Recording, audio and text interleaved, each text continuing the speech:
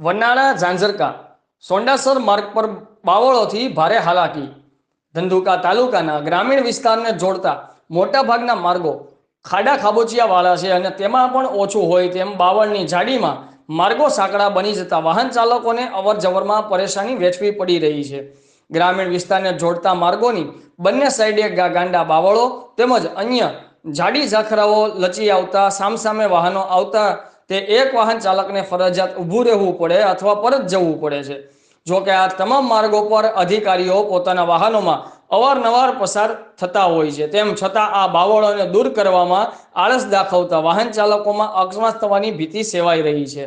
વનાળા ઝાંઝરકા સોંડાસર માર્ગ ઉપર રોડની બંને સાઈડોમાં બાવળો અને જાડી ઝાખરા છેલ્લા ઘણા સમયથી ઉગી નીકળ્યા છે, તેથી સામસામે બે વાહનો પસાર કરવામાં ગંભીર અકસ્માત થવાનો ભય વાહન ચાલકોને સતાવી રહ્યો છે। આ ઉપરાંત ઝાંઝરકા ખાતે સવગુણ મંદિર આવેલું છે, જેથી આ રોડ ઉપર શ્રદ્ધાળુઓની પણ ભારે અવર જવર રહે છે, તેમ છતાં પરિસ્થિતિ જેસે થે એસે જોવા મળી રહી છે। હવે તંત્ર સત્વરે આ રોડ ઉપરથી બાવળો અને જાડી ઝાખરા દૂર કરે તેવી લોકો દ્વારા માંગ ઉઠવા પામી છે। રિપોર્ટર સંજયભાઈ ઝાલા, આઝાદ મીડિયા લાઈવ, ધંધુકા।